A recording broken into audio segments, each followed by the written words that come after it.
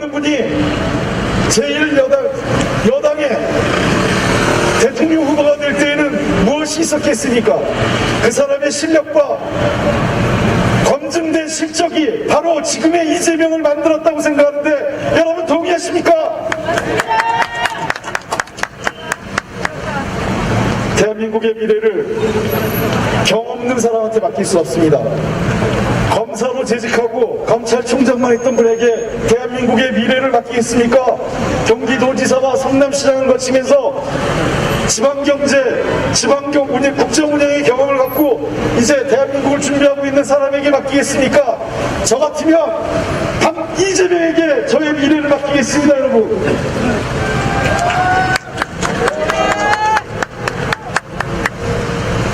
존경하고 사랑하는 서울시민 여러분, 대전하는 시대와 위기를 극복하고 준비하기 위해서는 결단력 있고 실천할 수 있는 지도자여야 됩니다.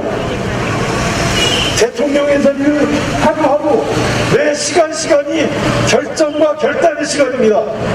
누구에게 결정을 미룰 수 없습니다. 누가 대신 결단해 줄 수 없습니다. 참모가 조언할 수 있지만 최종적인 결단은 누가 해야 되겠습니까, 여러분? 대통령이 해야 되겠죠, 여러분? 결정할 수 있는 지도자, 결심할 수 있는 지도자 이재명입니다. 이재명 후보 경기도지사 성남시장에서 늘 어려울 때 힘든 순간에 이재명의 선택과 이재명의 결정이 돋보였습니다. 이재명은 위기에 빛나는 사람, 결정과 결단의 순간에 그 중심에 누구에게 책임 미루지 않고 늘 이재명 스스로가 책임지고 결정해왔습니다, 여러분.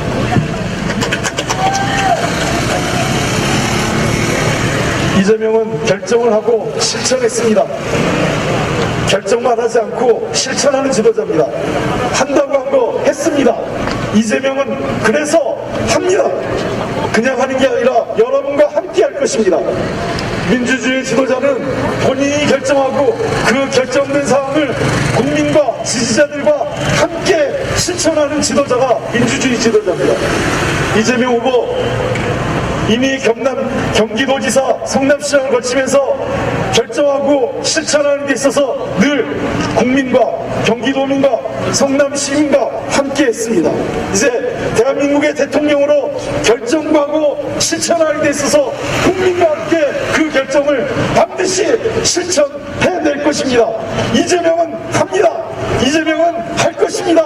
이재명과 국민과 함께 해주십시오, 여러분. 고맙습니다. 감사합니다. 힘이 나는 말씀해주신 홍익표 의원님께 다시 한번 큰 박수 부탁드립니다. 여러분, 이재명은 해왔습니다. 이재명은 해낼 것입니다. 여러분께서 3월 9일 기호 1번 이재명을 선택해 주시면 그동안 해왔던 실력과 실적을 기반으로 우리 국민만을 위한 그런 대한민국, 새로운 비전, 새로운 대한민국 만들어낼 것입니다. 자, 여러분, 다음은요. 중구 성동을 국회의원이시자 저희 서울시당 조화서 유세단의 유세 본부장님을 맡고 계십니다. 박성준 의원님의 말씀 청해 듣겠습니다. 큰 환호 부탁드립니다. 네, 여러분 반갑습니다. 중구 성동구의 박성준 의원입니다. 이 종로구 옆에 중구 또 성동갑 성동을 홍익표 의원님과 함께 민주당 이재명 후보의 3월 9일 승리를 위해서 최선을 다하고 있습니다. 여러분도 최선을 다하고 계시죠? 요즘 저는 방송 출신이라 언론에 나온 여러 분석들을 보게 되는데 우리나라 대통령 선거가 87년부터 있었죠. 그런데 우리 민주정부 김대중, 노무현, 문재인 다음 4기의 이재명 후보의 당선을 위해서 우리가 뛰고 있는데 대통령 선거 정말 어려운 싸움입니다. 김대중 대통령이 97년도에 대통령이 당선됐을 때 IMF라는 외환위기가 왔고 국내적으로 상당히 어려운 시기에서 DJ 비연합 그리고 제3의 후보인 이인재 후보가 나왔을 당시에도 어떤 승리를 했습니까? 39만 표 신승을 했습니다. 어려운 싸움을 통해서 김대중 대통령이 당선됐습니다. 2002년도 노무현 대통령이 당선됐을 때 정몽주가 단일화했지만 마지막 깨졌죠. 그렇지만 그 당시 서울시 이해창 후보를 노무현 대통령이 승리했습니다. 몇만 표 차이로 이겼을까요? 57만 표 차이로 이겼습니다. 문재인 대통령 탄핵 속에서 나라다운 나라를 만들기 위해서 문재인 대통령 41%의 득표율로 문재인 대통령이 당선됐습니다. 이 공통점이 뭐냐? 김대중, 노무현, 문재인의 당선의 공통점은 어려운 가운데 승리를 했습니다. 그 승리는 뭐냐? 새로운 시대의 아이콘이었다. 새로운 시대를 만들 수 있었다. 미래의 비전이었다. 준비된 대통령이었다. 유능한 대통령이었다. 경제를 준비할 수 있는 대통령 후보였다. 여러분, 유능하고 준비되고 경제 대통령 누굽니까?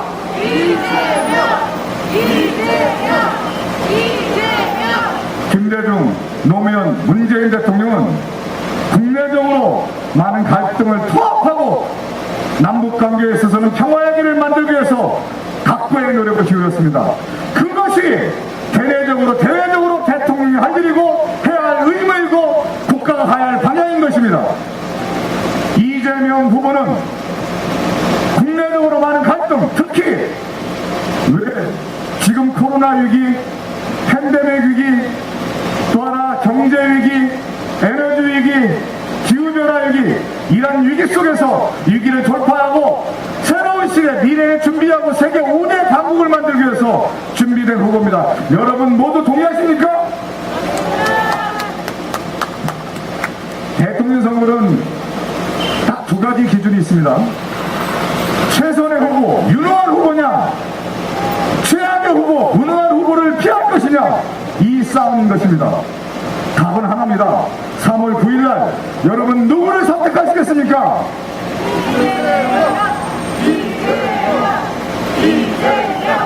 지도자는, 정치인은 정치적 훈련을 받아야 되는 겁니다. 그래서 선거도 치르고 정책 결정도 해보고 이해 갈등도 조정해보고 수많은 난관을 뚫고 가야만 그것을 극복해서 리더십을 확보할 수 있는 것입니다. 이재명 후보는 성남시장과 경기도지사를 하면서 그 많은 갈등을 조정해봤고 일을 해봤습니다. 그래서 우리가 뭐라고 합니까? 실적을 만들었고 실천해왔고 업적이 있고 유능하다라고 하는 것이 검증됐기 때문에 민주당의 대통령 후보로 나온 거 아니겠습니까? 이번 대통령 선거 역시 유능이냐 무능하냐를 사는트하는 절대 기로에 서 있습니다. 여러분 유능한 후보, 준비된 후보, 경제 대통령 이재명 후보를 선택해 주시기 바랍니다. 선거는 세 가지로 결정이 된다고 하죠. 세 가지. 인물, 정책, 구도. 요즘 언론에서 구도 얘기 많이 합니다. 양자 구도냐 다자 구도냐, 구도 중요하죠. 그러나 무엇보다도 중요한 것은 인물인 것입니다. 그 인물이 정말 해낼 수 있는 것이냐, 할 수 있느냐, 해낼 수 있느냐, 이 기준을 가지고 여러분 선택하는 것입니다. 그럴 때 인물이 정책을 이끌고 무엇을 할 것인지 국민에게 비춰줘서 국민이 미래 예측 가능성을 통해서 우리나라는 이렇게 삶이 달라지겠구나, 우리가 모두 이렇게 해서 대한민국을, 새로운 대한민국을 만들 수 있겠구나, 이런 자부심을 통해서 선택할 수 있는 것입니다. 따라서 이번 대선은 유능이냐 무능이냐 이 선택을 가지고 여러분 선택해 주시기 바라겠습니다. 사랑하는 주민 여러분, 존경하는 주민 여러분, 서울 시민 여러분, 종로 구민 여러분, 종로는 우리 이낙연 상임 선대위원장님이 텃밭을 다졌고 그동안에 많은 일을 해오셨습니다. 저는 우리 민주당이 원팀 정신을 얘기를 많이 했습니다. 비포 애프터 얘기를 많이 하는데 이낙연 상임 선대위원장이 선봉에 서서 민주당을 이끌고 큰 어른으로서 민주당의 기치를 들고 간다고 하면 우리 모두가 승리하지 않겠습니까? 저는 이낙연 상임선대위원장님이 이재명 후보의 손을 잡고 나섰을 때, 자, 우리는 그야말로 이제 하나다, 우리는 다시 뭉칠 수 있다, 나아갈 수 있다, 절대 굴복하지 않을 수 있다, 용기를 얻었습니다. 그 용기를 이낙연 상임선대위원장이 주셨습니다. 여러분 동의하십니까? 우리 모두 이낙연 상임 선대위원장님에게 손을 잡고 그 힘을 이재명 후보에게 힘을 실어줘서 3월 9일날 우리는 반드시 승리한다. 승리할 수 있다. 우리는 원팀 정신을 가지고 승리의 빛을 들어서 다시 한번 대한민국을 5대 강국의 기틀을 마련하는 그 터전을 만드는 선거가 여러분 3월 9일 선거입니다. 여러분 모두 힘을 모아주시기 바라겠습니다. 3월 9일은 역사적인 날입니다. 그 역사적인 날 이재명 후보의 당선을 위해서 우리 모두 함께 나갑시다. 여러분 모두 힘을 모아주시기 바라겠습니다. 우리는 반드시 승리할 것입니다. 승리해야만 합니다. 승리해낼 것입니다. 여러분 함께 나갑시다. 감사합니다. 감사합니다. 반드시 승리합니다. 3월 9일 기호 1번 이재명과 서울 시민 여러분, 대한민국 국민 여러분은 반드시 승리합니다. 질 수 없습니다. 다시 검찰공화국으로 돌아갈 수 없습니다. 여러분의 위대한 현명한 선택을 믿습니다. 여러분, 저는 이분이 있어서 우린 더 질 수 없다고 생각합니다. 우린 반드시 이길 거라고 생각합니다. 이분이 함께 계시기 때문입니다.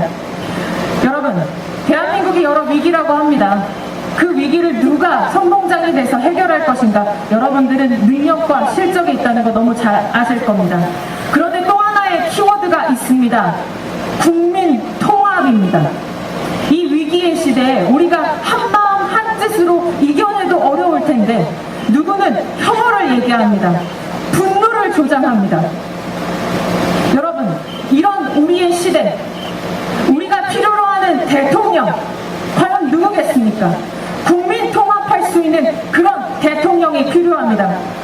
그래서 우리를 통합하고 새로운 비전의 대한민국을 만들기 위해서 이곳 종로를 텃밭으로 일고 오신 이낙연 총괄상임 선대위원장이 여러분을 만나기 위해서 이 자리에 와 계십니다. 점심 식사를 위해서 이동하시는 우리 서울시민 여러분들, 그리고 오피스에서 지금 또 근무를 하시고 계시는 분들, 식당에서 식사를 하고 계시는 우리 시민 여러분들, 저희의 이야기를 들어주십시오. 이낙연 총괄 상임 선대위원장께서 여러분께 새로운 비전, 새로운 대한민국, 우리가 어떻게 국민 통합을 이뤄내고 어떻게 새로운 대한민국을 만들 것인지 여러분께 말씀드리겠습니다. 분노와 혐오의 정치가 아니라 더 이상 그들 자신만을 위해서 혹은 일부 기득권을 위해서 그런 정치 아니고요. 우리 국민만을 위해서, 우리 대한민국만을 위해서 그런 정치 하겠습니다. 책임지는 정치 하겠습니다. 여러분, 대선 승리를 위해 원팀 민주당을 이끌고 계시고 대한민국 전 총리셨으며 총괄 상임 선대위원장을 맡고 계신 이낙연 위원장님을 소개해드리겠습니다. 큰 환호 부탁드립니다.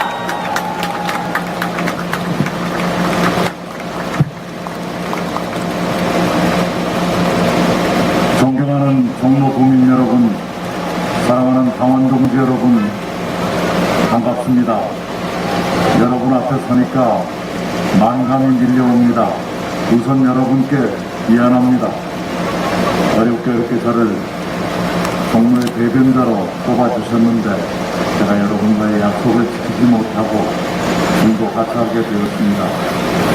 제가 여러분께 지고 있는 이 마음의 빚을 아마도 죽는 날까지 가져갈 것이라 생각합니다. 부디 용서해 주시기 바랍니다.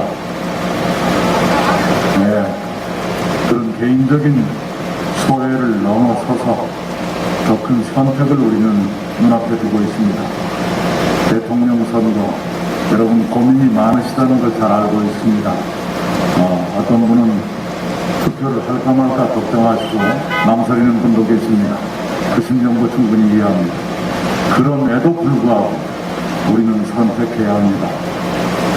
왜냐하면 우리가 투표하지 않으면 원치 않는 후보가 될 가능성이 그만큼 높아지는 겁니다.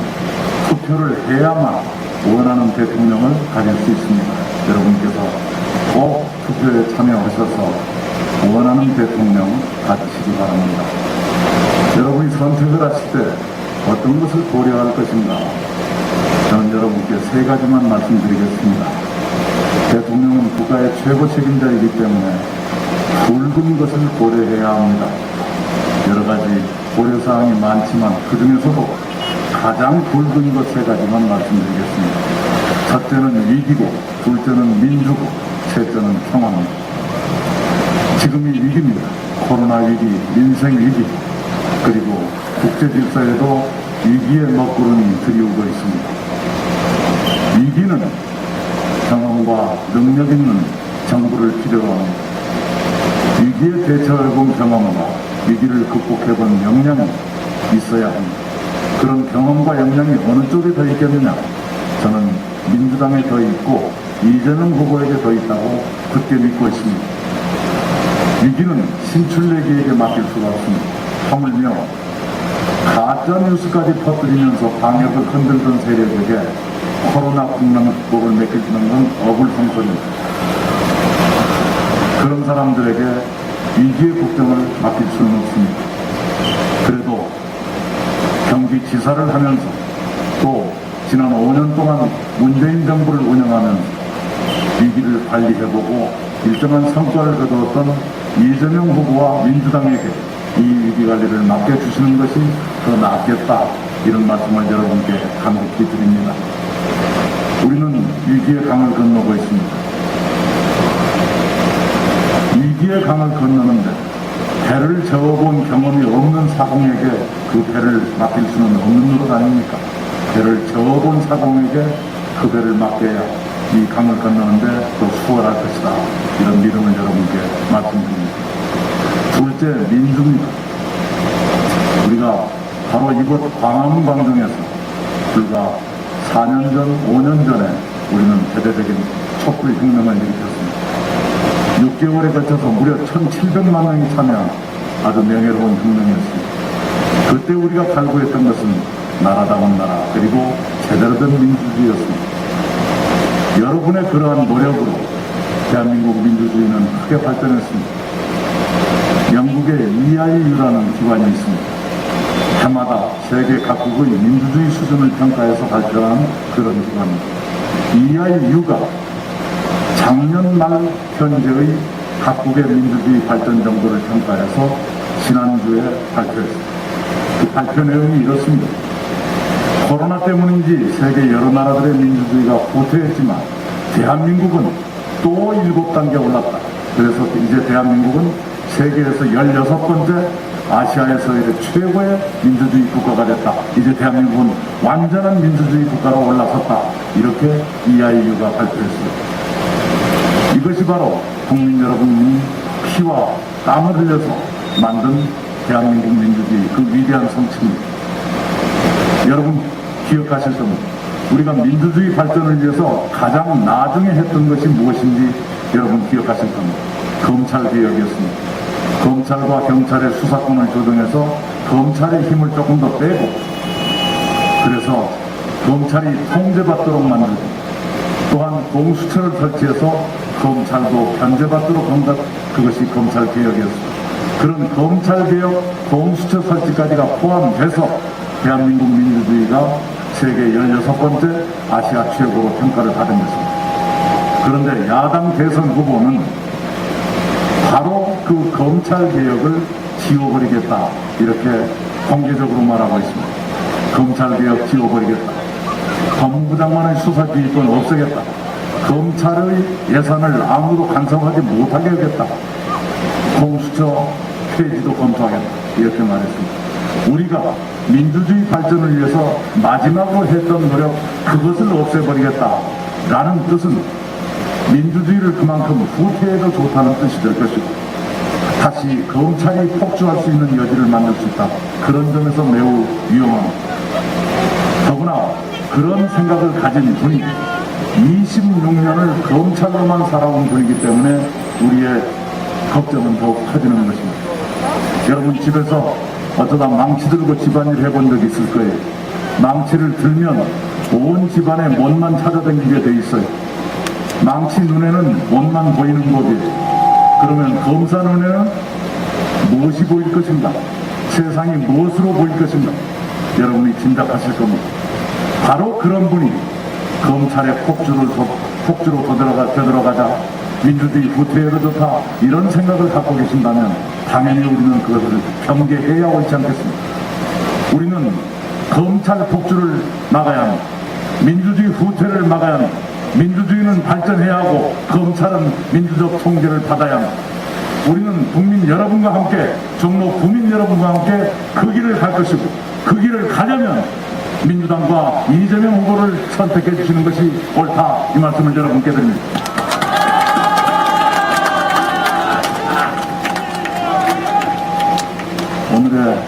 오늘의 주제는 이재명입니다.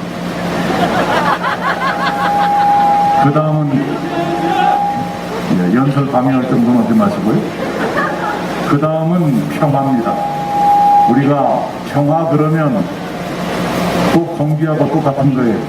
그것이 있을 때는 있는지 없는지 몰라요. 그것이 조금 위태로워지면 그때서 알아요. 지금 여러분이 평화를 못 느끼실 거예요. 왜? 평화가 있으니까.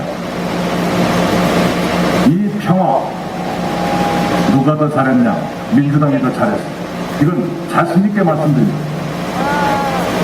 우리 한반도가 분단된 지 70년이 넘었습니다. 그 세월 동안에 남북 정상회담이 딱 5번 열렸어요. 언제 열렸냐? 전부 민주당 정부에서만 열렸어요. 저쪽 사람들은 한 번도 남북 정상회담 해본 적이 없어요. 어떻게 했냐? 김대중 대통령 1번, 노무현 대통령 1번, 문재인 대통령 3번 남북 정상회담을 했어요. 이것이 평화로 이어졌습니다. 여러분이 잊어버렸을지 모르지만 문재인 정부는 몇 가지 눈에 안 보이는 기록을 갖고 있습니다. 첫째, 권력의 측근과 친인척 비리가 없는 최초의 정부예요. 둘째, 농민 시위가 없는 최초의 정부입니다. 시골에서 오신 분들은 가을 되면 야적 시위 많이 봤을 거예요. 나락가만히 쌓아놓고 대모하는 거 많이 봤을 거예요. 그것이 눈앞에서 사라진 지 5년이 됐어요. 그리고 오늘의 주제, 남북한 사이에 군사적 충돌, 군인들끼리 총질하는 것이 없었던 최초의 정부가 문재인 정부입니다.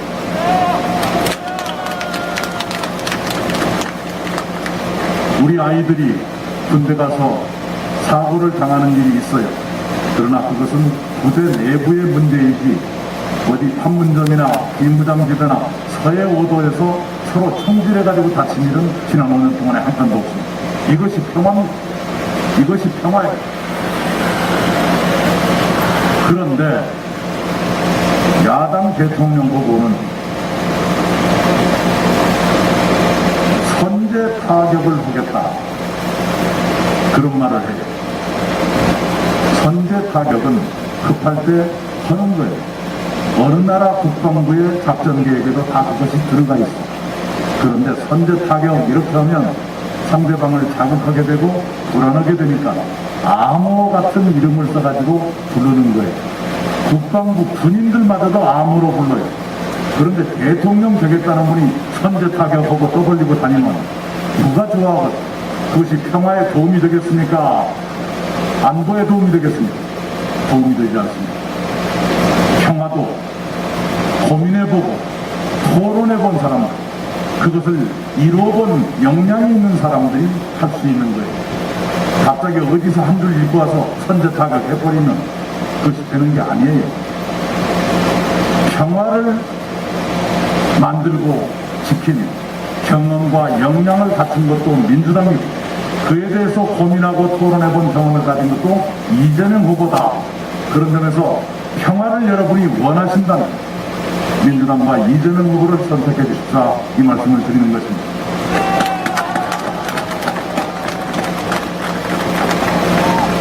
여러분 요즘 우크라이나 뉴스 많이 보실 거예요. 어린 소녀가 총 들고 군사훈련 하잖아요. 아기 엄마들도 군사훈련 하고 있잖아요. 평화라는 게 조금만 삐끗하면 그렇게 되는 겁니다. 우리가 6.25 이후에 잿더미에서 이만큼이나 성장해서 이렇게 먹고 살게 된 것, 제일 큰 이유가 뭔지 아세요? 그동안에 전쟁이 없었기 때문입니다. 이것을 너무 쉽게 생각하시면 안 됩니다. 신출내기처럼 함부로 평화를 생각한 적도 없는 그런 사람, 또는 그런 세력에게 평화를 맡기지 말자. 그래도 평화를 경험하고 평화를 고민하고 평화를 토론하고 평화를 이루어본 실적이 있는 민주당과 이재명 후보에게 평화를 맡겨주십사, 이 말씀을 여러분께 드립니다.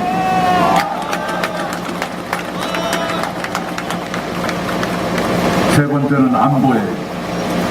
우리 종로 구민들은 안보나 평화에 대해서 다른 지역 분들보다는 생각이 깊으신 분들입니다. 그런데 이 안보와 평화에 대해서는 잘못된 선입견이 있어요. 평화를 말하면 저는 이 안보에 뭔가 물러날 것이다, 이렇게 생각하고, 안보를 떠들어야 안보를 잘할 것처럼 생각해요. 그런데 그것은 거짓말입니다. 분명히 거짓말입니다. 평화와 안보는 두 가지가 아니에요. 하나입니다. 평화를 추구하면서 안보를 강화해야 되고, 안보를 강화하면서 평화를 추구해야 돼요. 그 두 가지를 당한 것이 누구냐? 민주당입니다.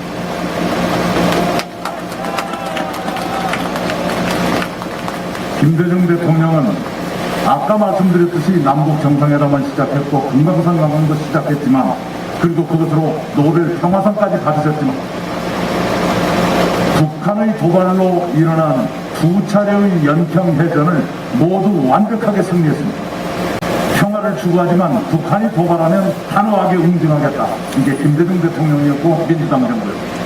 우리 DNA는 그것이 바로 지금까지 흘러오고 있습니다. 평화를 추구하지만 도발에는 단호히 응징하겠다. 이것이 민주당 정부고 그것이 햇볕 정책입니다. 문재인 대통령 남북 정상회담을 3번이나 했습니다. 북한이 미사일 쏘아대는 그 시기에 평창 동계올림픽을 떠맡았는데, 여러분이 보셨다시피 그 평창 동계올림픽을 평화올림픽으로 보기 좋게 성공시켰습니다. 그 당시에 국민의힘 누구네 하는 지도자들은 평창올림픽이 평양올림픽 됐다고 비아냥됐습니다. 그러나 그렇게 됐습니까? 그런 사람들이 평화와 안보를 이룰 것이냐? 저는 그렇게 생각하지 않아요. 자, 그렇게 문재인 정부, 문재인 대통령이 정상회담 3번하고 평창올림픽을 평화올림픽으로 성공시켰지만, 그런다고 해서 안보를 소홀히 했냐? 전혀 그렇지 않습니다. 한미 미사일 지침이라는 게 있어요. 우리가 한미 동맹을 맺은 것이 1953년인데 그 후로 수십 년 동안 우리가 미사일을 개발하려고 하면 사거리, 날아가는 거리는 몇 킬로 못 넘게 해라. 한두 중량 미사일 머리 무게는 몇 킬로 넘지 못하게 해라. 이것이 전부 규정됐었어요. 그것이 바로 한미 미사일 지침입니다. 그런데 그 한미 미사일 지침을 완전히 없애가지고 우리가 독자적으로 제한 없이 미사일을 개발할 수 있게 만든 것, 그분이 바로 문재인 대통령입니다. 여러분이 알아주셔야 돼요. 그런 노력 덕분에 여러분께 퀴즈 낼게요. 대한민국 등수마치. 아까 말씀드린 대로 민주주의는 세계 16등, 아시아 1등. 경제 규모는 세계 10등. 수입은 세계 9등. 수출은 세계 8등. 국방력은 세계 몇 등인지 여러분 알아보십시오. 네, 6등이에요. 대한민국이 세계 6번째의 국방력을 가진 당당한 나라로 성장했습니다. 이렇게 만든 것도 민주당 정부예요. 그런데 야당 후보는 선제 타격뿐만 아니라 사드 배치를 말했어요. 사드를 추가로 배치하겠다. 지금 사드 여러분 어디에 배치되고 있는지 아세요? 경상북도 성주에 배치되고 있습니다. 그게 순탄하게 배치되고 있습니까? 굉장히 어렵습니다. 사드를 배치해야 할 곳에 입구에 반대하는 분들이 항상 계시고 침입을 막고 그렇습니다. 그래서 장비를 옮기려면 헬리콥터로 하늘로 날아서 옮겨야 되는 이런 사태가 되고 있습니다. 그리고 그 사드 때문에 미국과 중국 사이에 끼어 있어서 우리 대한민국이 여러 해 동안 곤란을 겪고 있잖아요. 그것을 아는 사람이라면 사드를 추가 배치하겠다 그런 말 함부로 못하는 거예요. 그것도 모르고 얘기한 것이 아닌가. 그래서 저는 야당 대통령 후보한테 요구합니다. 사드를 추가 배치하겠다면 어디다 배치할지 빨리 발표하세요. 서울다 할지 부산에다 할지 당신 집 앞에다 할지 빨리 말하세요. 그거 말 못하면 무책임한 소리 한 거예요. 그렇지 않습니까?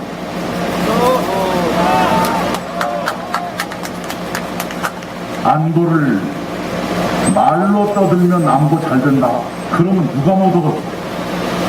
그런데 그게 아니에요. 기분대로 말하면 듣기에는 시원하겠지. 그러나 기분이 정책이 되면 그건 위험한 거예요. 그것은 안보도 조용히 가릴 것은 가려가면서 강화해가는 것. 그것이 평화를 손상하지 않으면서 안보를 강화하는 길이고, 그 길을 우리에게 가르쳐준 분이 김대중 대통령이고 실천하신 분이 문재인 대통령이고, 그 DNA를 이어받은 사람들이 민주당에 있고 이재명 후보도 그 중에 한 사람이다. 그러므로 평화 안보를 동시에 이루려면 민주당과 이재명 후보를 선택하는 것이 옳다. 이 말씀을 여러분께 드립니다.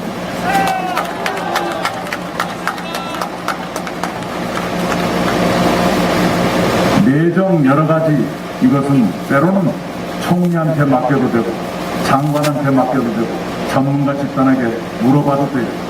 그런데 위기관리, 민주주의, 평화, 안보, 이것은 대통령이 직접 하지 않을 수가 없어요.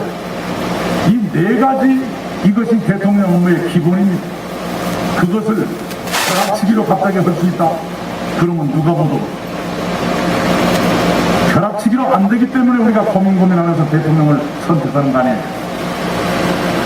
그나마 해본 경험이 있는 사람, 몇십 년 동안 그것을 둘러싸고 토론하고 고민하고 역량을 가지고 실적을 냈던 그런 세력, 그런 후보, 그런 사람에게 나라를 맡기는 것이 위기관리에도 좋고 민주주의 발전에도 좋고 평화를 유지하는 데도 좋고 안보를 강화하는 데도 좋다. 그 해답이 그래서 1번 이재명이다. 이 말씀을 여러분께 드립니다.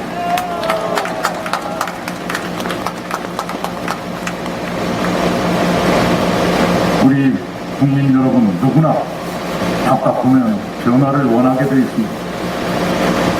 변화는 필요하죠. 그렇다고 해서 묻지마 변화가 좋은가? 그렇지는 않아요. 묻지마 변화는 불안합니다. 하물며 경험 없는 사람들이 묻지마 변화를 하려고 덤벼들면 그것은 위험합니다.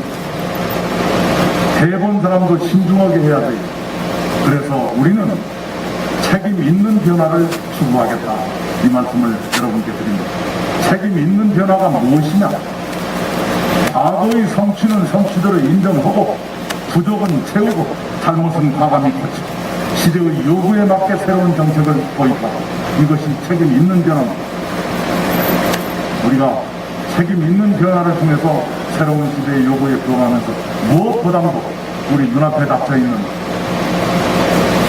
이 위기를 극복하겠다. 이런 말씀을 드립니다. 오늘 오후 6시에 국회가 열립니다. 17조의 추경을 통과시킬 것입니다. 그 추경 내용이 무엇이냐? 우선 소상공인 자영업자 330만 명에게 1인당 300만 원씩을 일일 지급하는, 그리고 거기에 요양보호사, 프리랜서, 특수고용 노동자 이런 분들에게 추가 지원을 할 겁니다. 그런 내용이 오늘 저녁에 확정돼서 발표될 것이다. 이 말씀을 드리고, 어제 야당이 하도 미적거리고 딴 생각을 하는 것 같아서 민주당이 불가피하게 단독 처리를 했지만, 조금 전에 여야 원내대표가 만나가지고 오늘 밤에는 합의 처리하자 이렇게 했습니다. 여러분께서 걱정하지 않으셔도 오늘 밤에 일찌감치 초저녁에 합의 처리해서 소상공인 자영업자 여러분께 한시라도 빨리 1원이라도 더 많고 지원을 해드리겠다 이 말씀을 드립니다. 그것으로 끝은 아닙니다. 우리가 재정사정이 허락하는 한 그때그때 또 추가로 돈을 마련해서 여러분을 지원하겠습니다. 그리고 거리두기, 아무래도 오미크론 때문에 워낙 확산이 빨라서 다행히 10만 명 밑으로 어제 내려갔습니다만 확산이 빨라서 대담하게 거리두기를 완화하진 못했지만, 지난 주말에 9시를 10시로 늦추고 6명은 유지했어요. 이것도 코로나 상황을 봐가면서 시민 여러분의 불편을 최소화하도록 무엇보다도 소상공인 자영업자 여러분의 생계가 위협받지 않도록 최대한 노력하겠다, 이런 다짐의 말씀으로 오늘 이제 연설 마칩니다. 고맙습니다.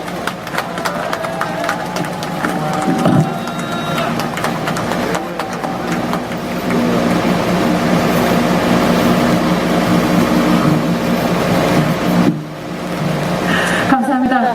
여러분, 총괄 상임 선대위원장이신 이낙연 총총님께 다시 한번 뜨거운 박수 부탁드립니다. 말씀 잘 들으셨죠? 우리 서울 시민 여러분, 국민 여러분, 위기 관리를 잘할 사람을 선택해 주셔야 합니다. 평화와 안보를 선택해 주십시오. 민주주의를 선택해 주십시오. 경제를 선택해 주십시오. 따지신다면 기호 1번 이재명을 선택하실 수밖에 없을 겁니다. 이낙연 총괄 상임 선대위원장의 말씀에 저희 큰 힘 다시 얻고 유세를 이어가 보도록 하겠습니다. 이번에는 여러분, 저희 서울시당 좋아서 하는 유세단의 유세 본부장이시자 광진구 울 국회의원이신 고민정 의원님의 말씀을 들어보도록 하겠습니다. 여러분, 큰 박수 부탁드립니다.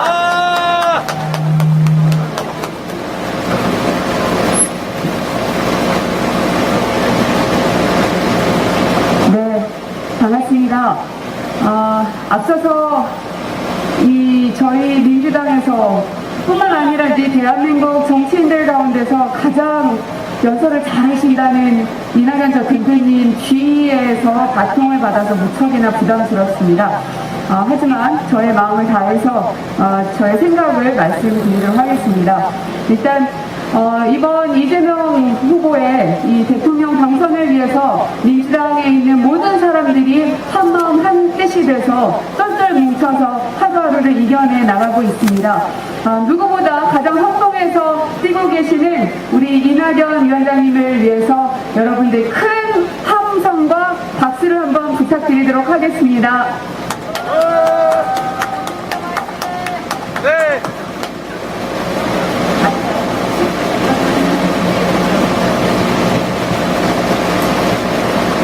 네, 반갑습니다. 우리 종로 주민 여러분, 그리고 석탄회관 아케이드에서도 아마 제 목소리가 들릴 것 같은데요. 버거킹에서 햄버거 맛있게 드시고 오셨습니까?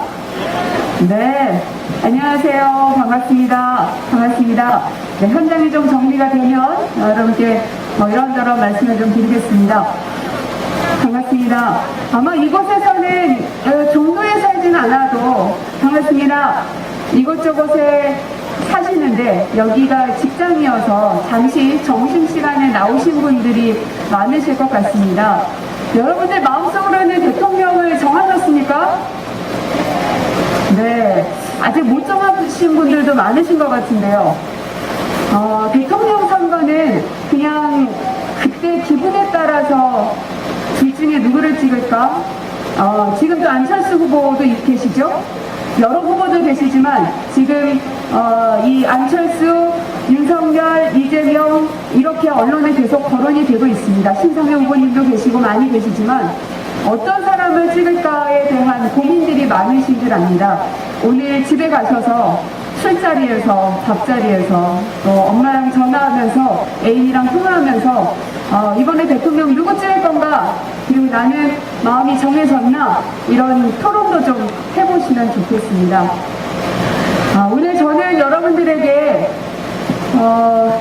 국회의원 고민정보다는 전 청와대 대변인의 위치에서 여러분께 몇 말씀만 드리겠습니다. 이곳 종로는 저에게는 무척이나 의미 있는 곳입니다. 아마 많은 분들도 비슷하리라 생각이 드는데요. 제 직장이었던 청와대가 가깝기도 하지만 2016년, 17년 우리가 촛불에 들었던 그 뜨거운 심장이 바로 이곳 종로입니다. 광화문 광장에서 그리고 바로 이곳에서 골목골목에서 여러분들 촛불 준비하시고 또 생전 처음 보는 사람인데도 촛불을 들었다는 이유 하나만으로 반갑게 눈인사하고 같이 사진 찍고 SNS에 올리고 아마 이런 축제와 같은 그 분위기와 기분이를 생각나실 겁니다. 바로 딱 이 장소였습니다. 2017년에 문재인 후보님을 모시고 비가 오는 날이었는데 그날 이제 저희가 후보님은 이제 마지막에 오시니까 저희가 먼저 여기서 대기를 하고 있었는데요. 그날 비가 추적추적 내렸습니다. 무척 추운 겨울이라서 겨울비가 되게 차더라고요. 그래서 굉장히 추운 겨울날 바로 저 에덴 카페 앞에서 저희가 이제 그 상탑으로 먼저 대기를 하고 있었는데 비가 너무 많이 와서 오늘은 어렵겠습니다 보니 오늘은 촛불 집회를 가기보다 다른 일정을 진행을 하시죠 라고 저희 이제 참모들은 요청을 드렸습니다. 근데 그때 문재인 후보께서는 뭐라고 말씀하셨냐면 모든 시민들이 광장에서 비를 맞고 있는데 왜 나만 못 가느냐라고 말씀하시면서 저희를 이끌고 이 선두에 서셔서 이 길을 걸어갔던 기억이 생생하게 납니다. 비가 많이 왔었고 그 당시에는 테러 위협도 있던 때였습니다. 그래서 저희들은 정말 가지 않으시기를 요청드렸지만 그분께서는 이 촛불 시민들의 마음과 함께하지 않는 정치인이라면 그것은 할 의미가 없다라고 생각하시면서 어떤 위험이 있더라도 국민들과 그리고 촛불 시민들과 함께하겠다라면서 이 거리를 쫙 걸어갔던 기억이 납니다. 그때 마음속으로 다짐했습니다. 이 나라를 지키는 것은 단 한 사람만의 힘으로 되는 게 아니라 여러 사람들의 힘이 모여서 되는 것이구나. 그리고 그 국민들의 뜻을 누가 받드는지가 굉장히 중요하구나라는 걸 굉장히 몸소 깨달았습니다. 그래서 광화문광장에 갔는데요. 정말 비가 많이 왔습니다. 안경 쓴 사람들은 뭐 앞이 안 보이고요. 비옷을 입어봤자 소용이 없고 그래서 그때부터는 그냥 온몸이 다 젖는다 생각하고 그냥 철퍼덕 바닥에 주저앉고 서로 또 노래 부르면서 추운 겨울비를 함께 맞았던 기억이 납니다. 그때부터 5년이 흘렀습니다. 그 5년의 기간 동안 부족한 점들도 많았습니다. 하지만 이 문재인 정부에게는 위기가 참 많았습니다. 반갑습니다. 총균쇄, 바로 이 세 가지의 위기였습니다. 총 한반도의 평화에 대한 위협이었습니다. 2017년 기억하시겠지만 북한으로부터 미사일 발사가 무척이나 많았습니다. 반갑습니다. 네, 저는 고민정입니다. 네, 고맙습니다. 청에 대한 위협, 하지만 한반도의 평화로 만들어냈습니다. 균, 지금의 코로나입니다. 아직 완전히 종식시키진 않았지만 모든 나라가 대한민국의 방역 상황들을 지켜보고 따라오고 있습니다. 그리고 쇠, 하나가 경제입니다. 일본 수출 경제 위기 때 그것을 잘 싸워내고 결국은 이겨냈습니다. 그리고 지금 대한민국은 이 경제적 파고를 한 단계 더 뛰어넘어야 되는 기로에 서 있습니다. 많은 사람들이 얘기합니다. 이재명과 윤석열의 차이는 뭔가? 무능과 유능으로 얘기를 합니다. 근데 무능과 유능이 왜 중요하냐?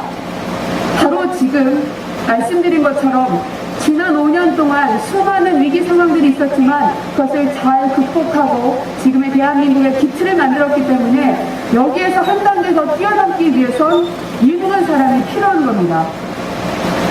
대한민국 대통령의 자리는 군림하는 자리가 아닙니다.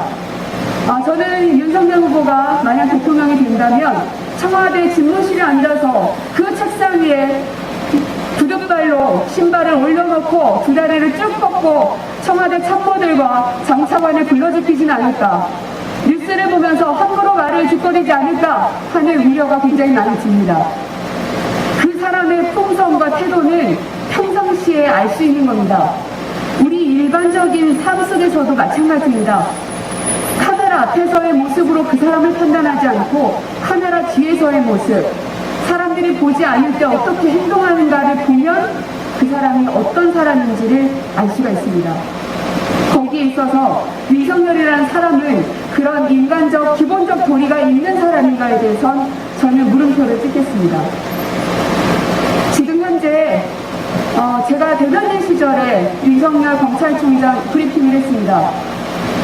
그래서 인터넷상에서는 제가 브리핑했던 것을 편집해서 고민정이 윤석열을 지지한다 라는 허위 동영상을 유포하고 있습니다. 제가 봤더니요, 이미 수만 명이 봤더라고요. 그리고 수많은 사람들이 카톡을 통해서 그 허위 영상들을 유포하고 있습니다. 법적 조치를 취할 것은 말할 것도 없지만 저는 그 현상을 보면서 어떤 생각이 드냐면, 아, 이제 바람이 그 기류가 조금씩 이재명으로 오고 있구나 한 생각이 들었습니다.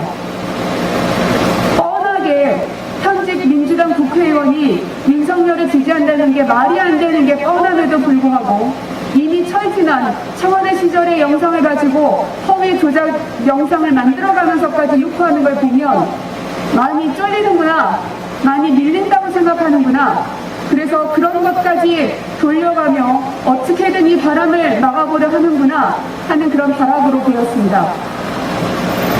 제가 그래서 오랜만에 그 브리핑을 다시 들었습니다. 그랬더니 제가 그런 말을 했거든요. 우리 사회에 아직 뿌리 뽑히지 않은 부정부패 비리를 청산할 수 있고 검찰개혁을 완수할 수 있는 적임자다라고 제가 브리핑을 했습니다. 저는 할 수만 있다면 브리핑을 했던 바로 그날을 통째로 도려내고 싶습니다. 부정부패에 척결을 잘했던 사람이 아니라 부정부패의 몸통이었던 겁니다. 김건희 씨의 도이치모터스 주가 조작 사건, 그리고 장모의 땅 투기, 그것을 위한 통장 잔고 위조 사건, 어디 그뿐입니까? 윤석열 본인은 봐주기 수사, 대장동 몸통이 이재명이라고 그렇게 허위 사실을 유포하더니 지금 그분이, 대장동의 그분이 이재명이 아니라 대장동의 그분이 조재현 대법관이라는 것이 이미 나왔는데도 불구하고 뻔뻔하게 여전히 대장동을 우리에게 겨누고 있습니다. 하지만 진실은 이렇게 하나하나 밝혀지고 있습니다. 대장동을 처음 시작하게 만들었던 부산저축은행 비리 부실 수사에 대해서 윤석열은 어떠한 대답을 했습니까? 김만배와는 어떤 관계입니까? 그 어떤 것도 답을 내놓지 않습니다. 그리고 김건희 씨 허위 경력으로 부당하게 직업을 취득했습니다. 여러분들 허위 경력 써보신 적 있습니까? 우리 국민들 중에서 손이 떨려서라도 허위 경력을 쓸 거라고는 상상도 못하고 살았던 사람들이 우리 모두들입니다. 그게 일반적인 우리 사람들의 삶입니다. 하지만 그 사람은 어떻습니까? 한두 번도 아니고 수십 차례에 걸쳐서 허위 경력과 허위 수상 실적들을 버젓이 써놓고 뭐라고 얘기했습니까? 잘 벌고 싶어서라고 합니다. 그런 사람이 그러한 범법 행위들이, 의혹들이 하나둘 수면 위로 올라오고 있지만 그 어떠한 수사도 진척이 없습니다. 모든 수사가 대통령 선거 이후에 미뤄져 있습니다. 수사가 잘 될까요? 윤석열은 이미 검찰에 많은 메시지를 주고 있습니다. 검찰의 무소불위의 권력을 규제하기 위해서 공수처 만들었습니다. 그거 폐지하겠답니다. 규제하기 위해서 법무부 장관에게 수사지휘권 줬습니다. 그런데 그거 폐지하겠다고 합니다. 이번엔 검찰에 예산권마저도 단독으로 편성할 수 있는 권한을 주겠다고 합니다. 도대체 검찰에게 얼만큼의 권력과 얼만큼의 인사권과 얼만큼의 돈을 쥐어줘야 그 속내가 다 풀리는 겁니까? 결국 윤석열이 바랬던 건 민주공화국이 아니라 검찰공화국이었구나라는 걸 우리가 이제서야 알게 됐습니다. 지금까지 5년 동안 저희가 부족했지만 그래도 그 기반을 만들었던 대한민국의 그 기틀을 무너뜨릴 수 없습니다. 우리 식사하시고 나오시는 주민 여러분들, 그리고 대한민국 국민 여러분, 그냥 스쳐 지나가지 마시고 누가 누군지 모르겠다, 다 비호감이다, 난 모르겠다 하지 마시고 여러분들의 삶을, 그리고 대한민국의 운명을 결정지을 수 있는 바로 그날이 얼마 남지 않았습니다. 유능한 경제 대통령이 대한민국엔 필요합니다. 정치 보복으로, 복수로 대한민국을 과거로 몰아넣는 것이 아니라 우리는 미래를 얘기하고 경제를 얘기하고 일자리를 얘기해야 됩니다. 우리가 대통령한테 청약통장의 뭔지를 가르쳐야 되진 않습니다. 대통령은 우리를 가르치고 우리를 받들어야 되는 사람입니다. 밥 먹으면서 커피 한 잔 드시면서 친구들과 꼭 한번 얘기 나눠보십시오. 이것저것 다 떼고 누가 대통령이 되어야 대한민국에게 마땅한가? 그리고 그 판단에 따라서 결정해 주십시오. 저희는 자신있게 말씀드립니다. 유능한 경제 대통령, 위기에 강한 대통령, 누구보다 작은 것부터 큰 것까지 꼼꼼하게 챙길 수 있는 이재명, 여러분께 자신있게 소개를 드리니까요. 꼭 기호 1번 이재명을 잊지 말아주십시오. 따뜻한 커피 한 잔의 여유와 함께 대통령 선거, 이재명에 대해서 한 번만 더 얘기해 주시고 한 번만 더 생각해 주십시오. 기호 1번 이재명 여러분과 끝까지 함께 하겠습니다. 고맙습니다. 감사합니다. 고민정 의원님께 다시 한번 여러분 큰 박수 부탁드립니다.